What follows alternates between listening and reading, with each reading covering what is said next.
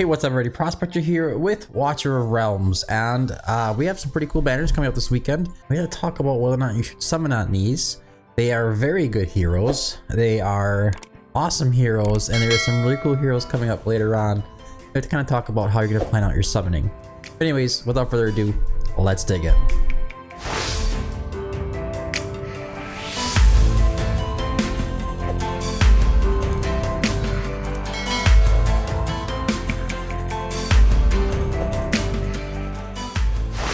Alright, so we'll just dig right into this, okay? So we have the crazy Invocation of Spirits, the crazy Divine Summoning.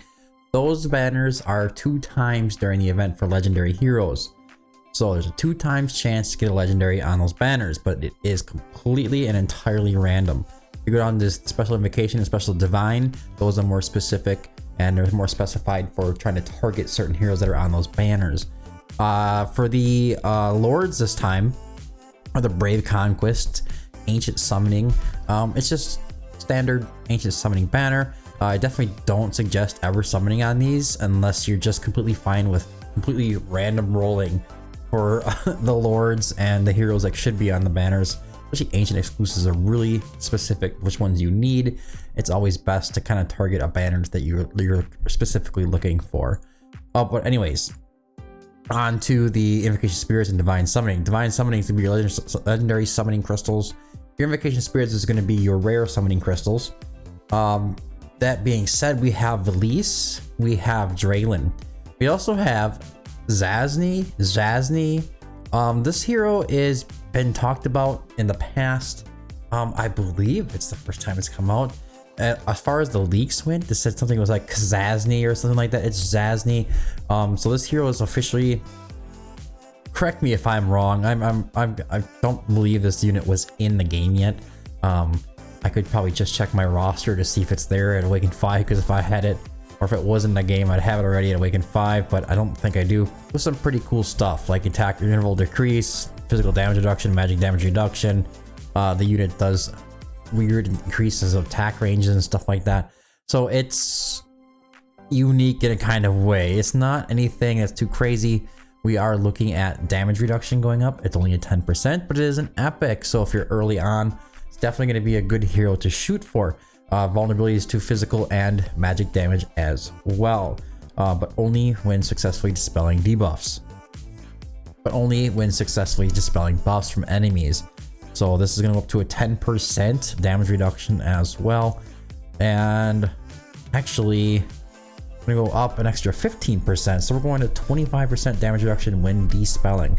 So that's pretty nice. The way it activates is kind of hard to deal with though. Alright, so Velisse. No, I've never been crazy with using Velisse. There's nothing wrong with Velisse. I think Velisse is amazing. She does some really cool stuff. She does have a magic resistance reduction, which is just like decreased defense, but for magic damage. She's also bringing slow. She has these cool summons that she puts out on the field. She's very good in a lot of stages like Gear Raid 3. She's been great for, I want to say, single target arena for a long time. She's a good option. The amount of damage she does great in guild versus guild as well. Very, very good hero. Just skipping this because a new hero is coming out. This is something we have to talk about, and I'm gonna save that. I'm not gonna get into that quite yet. Definitely a good chase if you want to go for release. You won't regret getting her. Draelyn is something that we need to talk about as well. So Draelyn is probably part of every top end meta team, or a very good option in the game. We're talking your Matrix team. She could be a really good option for. She could be a really good option for Abyss 1. She's actually pretty top tier in Abyss 1. I think most of the top meta teams are using Draelyn. Then we have, just because she's also Watcher faction as well, she also gives a damage boost, some damage reduction. It's an AoE damage reduction. She's practically invincible to any kind of AoE damage when she goes and activates her ultimate for a short period of time. She's doing healing. She's really good in artifact material raid, which is everybody struggles with. Anything, you can put her anywhere. She's a great defender. She's kind of considered one of the top tier defenders. I wouldn't say that she's the best at holding back enemies, but as far as a defender class and her utility that she brings into the game, the heals, the damage reduction, the damage boost, everything that she's doing is phenomenal. I'm gonna go ahead and do a little search here, see if I can find it. All right, so if you go ahead and search up Draelyn and then type in Prospector or Watcher Realms afterwards, I think you guys can see that. You can see we have oh look at, there's a nice little collab with these. This was a fun video. My first time hitting over 90k with Abyss 1 was with a Draelyn team, and it just absolutely just was broken. And I think the teams nowadays are still doing this. An easy guide to 60k using Draelyn again. She's very, very good. Now hold on here. Now let's go back. I want to go into the guild here, go to the Drake's Chasm, go to Abyss 1, and I want to try to find the leaderboards, which are right here. And you can see Draelyn is on my team, Draelyn is on this team, Draelyn's on this team, Draelyn's on this team. This is for the guild. And then go to World Rankings. And you can see Draelyn here, Draelyn here, Draelyn here. These teams are popping 120, 130k. Continues on, Draelyn. If you're struggling with Abyss, Draelyn's gonna get you there. She's going to get you there. She's gonna help you a ton. I shouldn't guarantee that. But if you have like a lot of these other meta heroes like Kagiri, Sun Wukong, Dao Jiao Chen, looking at the poison meta team with Numera as well, you're most likely going to be able to hit that 60k pretty easily at that point. Happens like halfway through the fight. You don't have to go the whole round, okay? So, very good hero. Now, that's pretty much how I'm going to leave it as for those two heroes. I do want to say a few other things though. We do have some upcoming banners that we have to talk about a little bit here. You can see we have, this was actually pretty accurate from the leaks. We do have next week is supposed to be Gucci and Clarissa, which we don't really know a lot about now. I'm not going to release like official or leak information about the heroes specifically. I'm only going to go as far as like what banners and stuff like that and when they're going to be released. And then after that, we have the Suye, which is going to be an Ancients banner, so you don't have to worry about that. But if you're focusing or worried about these two heroes here, let's click more, we can go into a little bit more better detail. You can see they are on June 12th to June 15th. If that date stays that way, this is not official information. Again, this is just leaked random information that's been put all over the internet and hoping that it's right. There is some heroes coming up down the way. Will it stay that way? I don't know. But can we really start justifying or skipping banners like this with Draelyn and Velisse on it just so every single time there's a new hero? Otherwise, all you guys are going to be doing is pulling shards or pulling your summoning crystals on nothing but new heroes, and every single month you're going to be skipping all these great heroes because, oh, the next hyped up hero is going to come. I'm going to tell you something. I'm pretty sure there's going to be at least 3 to 5 new heroes a month. Whether or not you're a big fan of that is kind of like 50-50 with people. A lot of people, the loudest ones, are going to say, oh, this is too much for heroes. And the other half is going to say, I love the diversity of heroes in the game. So whether or not you think it's a good thing or not a good thing is irrelevant. But all I can say is you can't just skip every single banner because the hero is been there before or it's an older hero. You have to take that into consideration that I don't really know what these heroes are going to do. We haven't really tested them yet. They've just been added to the test server for us to test. I can't tell you a lot about them at this point in time, but I can say skipping Draelyn and Velisse is probably kind of crazy unless you have them and you're happy with where they are at Awakening. Okay, so Draelyn, one more thing, we're gonna go into her as well here. Let me get over to her. Where art thou, Draelyn? Come here. All right, so the Awakenings here. The A1 is going to get this increase in range. This is really important to get the Awaken level 1. Ultimate Rage increases after casting the ultimate, applies that damage increase of 25% to allies within ultimate's range. So this is what's going to make her so powerful. I should probably move out of the way quick.